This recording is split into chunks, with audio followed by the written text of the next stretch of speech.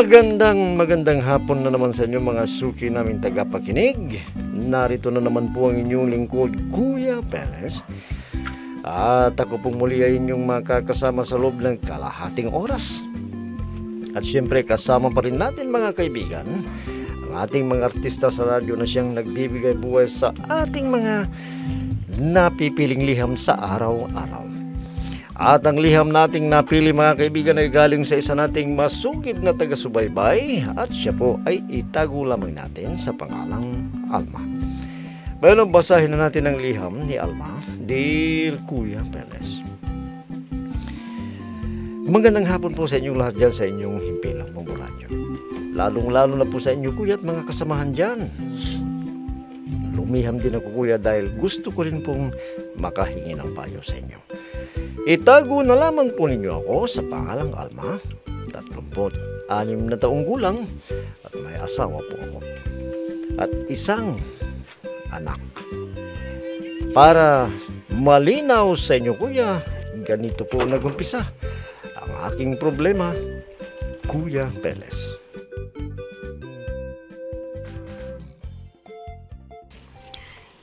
Inay, bakit ganyan ngayon si Itay? Mula nang ma-stroke sila mainitin na ang ulo. Hayaan mo na anak. Siguro, naiinip dito sa bahay. Hindi naman dating ganyan si Itay. Pasensya ka na anak. Kung hindi sana nagkaganyan ang Itay mo, na makapag-aaral ka pa sana. Oo nga po sana Inay. Ang problema ngayon, kailangan ko magtrabaho para sa Itay mo. Kung maghahanap kayo ng trabaho ninyo, paano si Itay? Yan din ang iniisip ko, anak. Ako na lang po ang maghahanap ng trabaho, Inay. Tutal, hindi na rin ako mag-aaral Di ako na lang po ang magtatrabaho. Ang bata mo pa, anak, para magtrabaho. Kahit na, Inay. Kaya ko. Para sa inyo ni Itay. Anak? Opo, Inay. Kahit na anong trabaho, papasukin ko. Kawawa naman kasi si Itay Walang mag-aasikaso sa kanya. Isa pa, hindi ko rin sila kayang alagaan. O sige anak, ikaw ang bahala. Imbis na makatapos ka pa sana ng pag-aaral mo, wala. Ganito ang nangyari sa Itay mo Sana, madaling makarecover ang Itay. Sana nga anak, sana.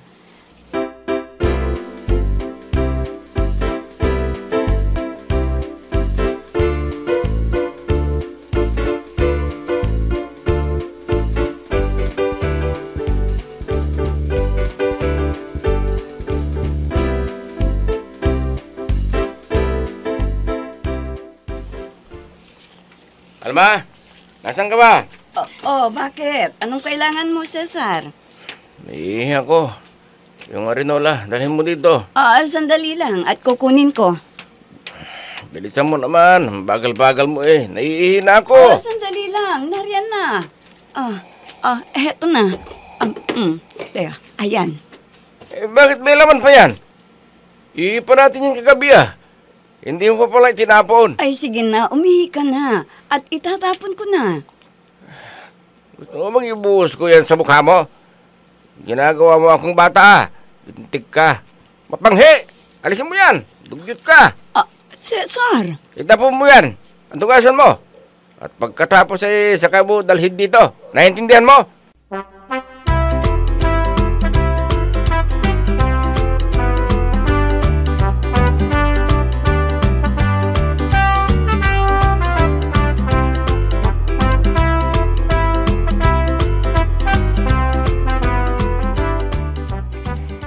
Pinagalitan na naman kayo ni Itay, Inay. Oo, anak. Kanya palagi si Itay. Oo nga, anak Masyadong bugnutin na siya ngayon. Siya nga po pala, Inay. May trabaho na po ako. Talaga, anak?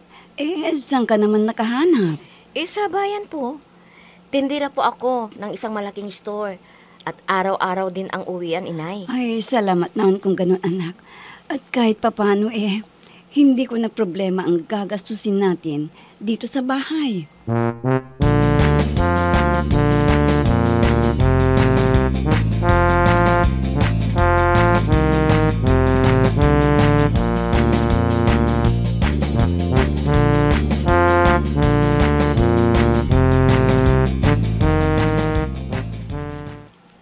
Alma! Alma, gutom na ako. Sandali. Nandyan na. Bakit bang bagal-bagal mo? Tagal, kanina pa ako nagugutom eh. Ayan. Kumain ka na, oh. Ano ba yung ulam? Itlog at tuyo. Sige na, kumain ka na. Wala na bang ibang ulam? Ayoko yan. Lagi na lang ganyan yung pinapaulam mo sa akin. Pasalamat ka at may makakain pa tayo dahil sa anak mo. Hindi pinamumukha mo pa sa akin ngayon na kung wala ang anak mo, hindi na tayo kakain, gano'n ba? Hindi naman sa ganun, Cesar. Hindi. Ganun yung ibig mong palabasin eh. Porkit hindi na ako makapagtrabaho, ganito na ang ginagawa ninyo sa akin. Cesar. Pakita mo yan. Dahil kung hindi, tatapog ko yan. Pakain mo yan sa aso. Ha? Cesar.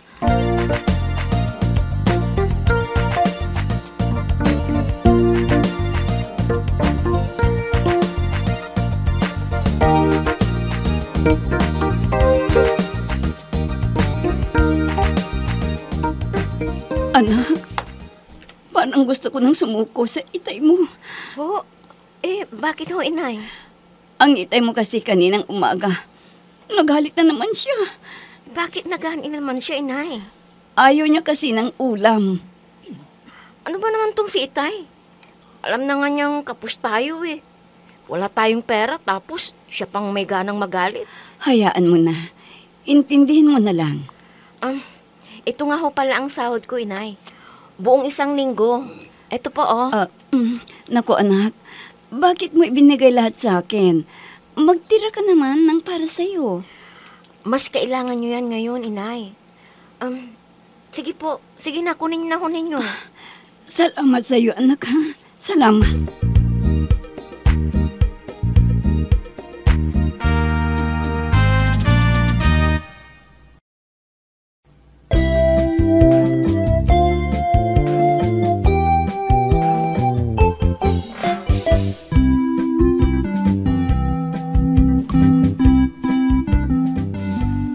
Sa edad na 40 kuya, na-stroke na ang aking asawa.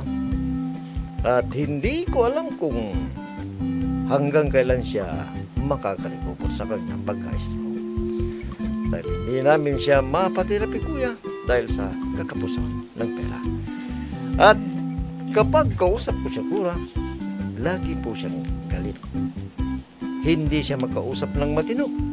Lalong-lalo na kuya kapag ang kanyang anak kanyang kausap. Minsan kuya ay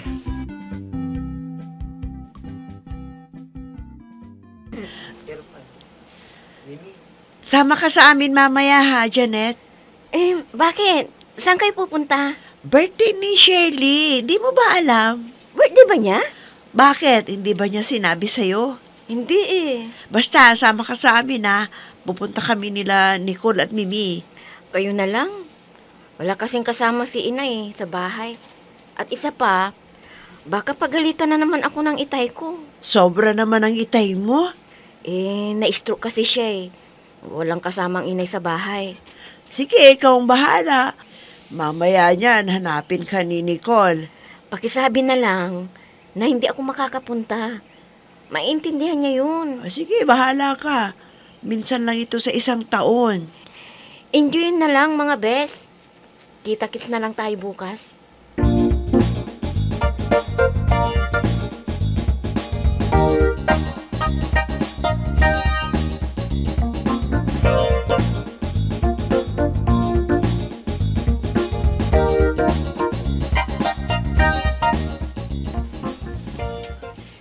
Wala pa bang makakain dyan? Gutom na ako. Sandali lang ito. Medyo matigas pa yung nilalaga ko eh. Alam mo naman pala na matigas eh. Bakit hindi mo inagahan na nilaga? Ha? Aray ko! Umiyak ka. Nasasaktan ako. Aray ko, bitawan mong kamay ko. Tama na, Cesar. Aray ko. Lintik na buhay to. Puro kayo walang silbi. Huwag mong sabihin yan, Mando. Hindi mo lang alam kung anong sakripisyo ng anak mo. Imbis na nag-aaral siya, nagtatrabaho na siya para sa atin. Huwag mong ipagyabang sa akin yan. Dahil pinalaki ko rin siya. Dapat lang na mapakinabangan ko rin siya. Cesar! Inay,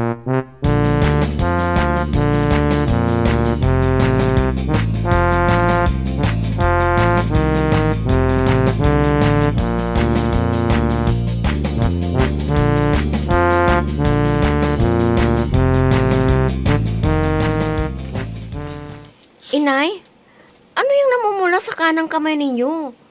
Na paano po yan, Inay? Wala ito, anak. Wala. Inay, hindi naman mamagayan ng walang dahilan eh. Na paano po ba yan? Pinilipit kasi ng itay mo ka. Kahapon, nang humingi siya ng makakain niya. Ano? Naku naman, sumusobra na talaga si Itay. Di na siya naawa sa inyo? Naiintindihan ko naman ang itay mo, anak. Hayaan mo na. Ano ba naman kayo, Inay? Huwag niyo namang hayaang saktan kayo ng Itay. Hindi naman dating ganyan ang itay mo eh. Ngayon lang, mula nang ma-stroke siya. Pero hindi naman pwedeng gawin nilang dahilan yan, Inay.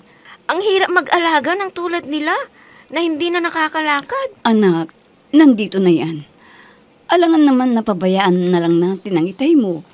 Ano na lang sasabihin ng lolo at lola mo? Kisa namang ginaganyan kayo ni Itay. Na-stroke na nga siya, ay ganyan pa rin ang ugali. Anak, Ako nga, tanggap ko na ganito na ako eh. Hindi na ako makapili ng trabaho dahil wala akong tinapos. pasensya ka na anak.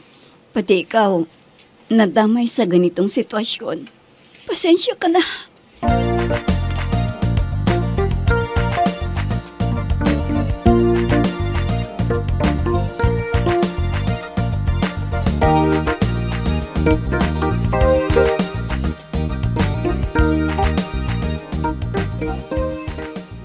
Hoy, Gibi! Halika nga dito. Bakit po, Itay? Bigyan mo nga ako ng pera mo. Bakit po, Itay? Anong gagawin ninyo sa pera? Ano, pati pambili ko ng alak. Matagal na akong hindi nakakatikim ng alak eh. Hindi pwede sa inyo ang alak, Itay. Masama sa katawan ninyo yun. Pinagdadamutan mo ba ako? Ha? Hindi naman po sa ganun, Itay. Talagang hindi po pwede sa inyo ang alak. Lapit ka ng konti dito at may sasabihin ako sa'yo. Itay! Yan ang nababagay sa'yo. Gaga ka. Sige, sampalin niyo ba ako? Yan naman talaga ugali ninyo eh. Wala na kayong selbe, nananakit pa kayo! Kimi!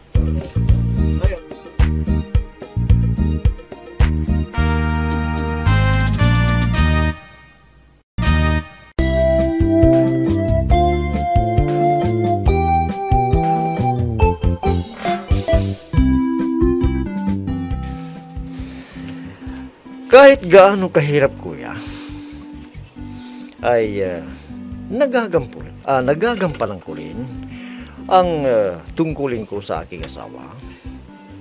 At kahit na anong hirap ng buhay, kuya, kinakaya namin dahil nakapagtatrabaho na rin ang aking anak. Hindi na siya nakapagpatuloy, kuya, ng kanyang pag-aaral dahil sa nangyari sa aking asawa. Kuya, nahihirapan ako dahil kaunting diferensya lang, galit na si Cesar. Kuya, ano pong gagawin ko? Dahil hindi rin ako makapagtrabaho at hindi ko maiwanan ang aking asawa. Naaawa na rin ako, kuya, sa aking anak. Imbis na makapagpatuloy ng pag-aaral, naudlot dahil wala kaming pampaaral sa kanya at kapos na kapos kami. Sana po, kuya, ay matulungan niyo ako. Paano po ba madaling makakarecover ang aking asawa? Lubos na gumagalang, Alma. Alam mo, Alma, talagang napakahirap ang sitwasyon mo dahil nga sa nangyari sa iyong asawa. Medyo bata pa, na-istor ka, imbis na siya yung kumakayod para sa inyo. Wala. Napilitan tuloy ang anak ninyo na maghanap ng trabaho kahit na nagtitinda lang sa bayan. Kahit paano siguro nakakaraos kayo. Alam mo, Irma, pwede pa namang makarecover yung asawa mo dahil bata pa naman. Kaya nga lang, hindi niyo siya magawang mapaterapi dahil nga sa kakulangan ng pera. Imbis na madali siyang makarecover. Pero pwede naman eh. Kung talagang yung asawa mo talagang gusto pa niya, o gugustuhin niya na siya makarecover, wala eh. Pwede mo siyang tulungan. Tuwing umaga siguro pwede mo ikaw na mismo ang gumawa ng paraan. Kasi kapag ganyan na laging nandyan sa bahay ninyo, laging, talagang magagalit yan. Konting diferensya, galit na yan. Bugnutin yung mga ganyang klaseng tao na nandyan lang sa bahay na buboring, walang ginagawa.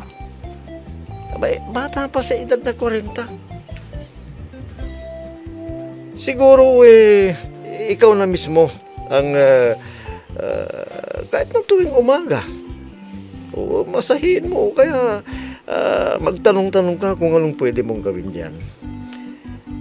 Hanggat makakaya na niya na kumilos na mag-isa, sanay yung sarili. Kailangan tulungan ni Cesar ang sarili niya para kahit pa paano makabalik sa dati. Kunti-kunti.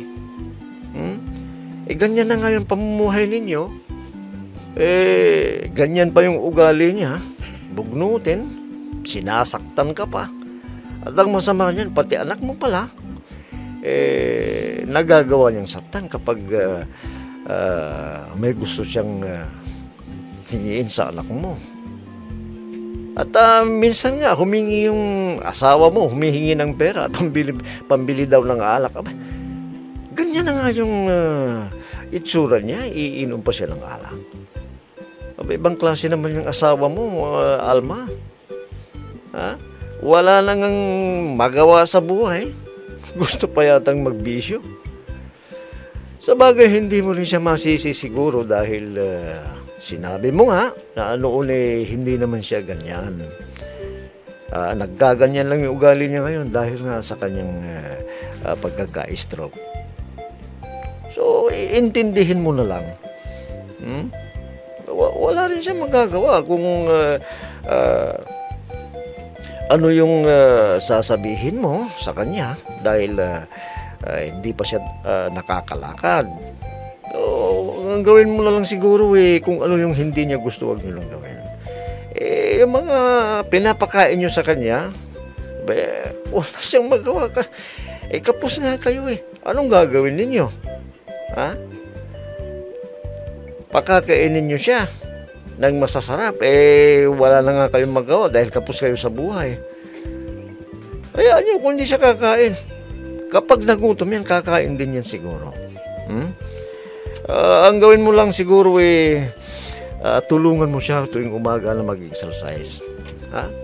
Kahit pa paano siguro matutulungan mo siya sa paggaling niya o makarecover siya sa kanyang pagkaka-stroke.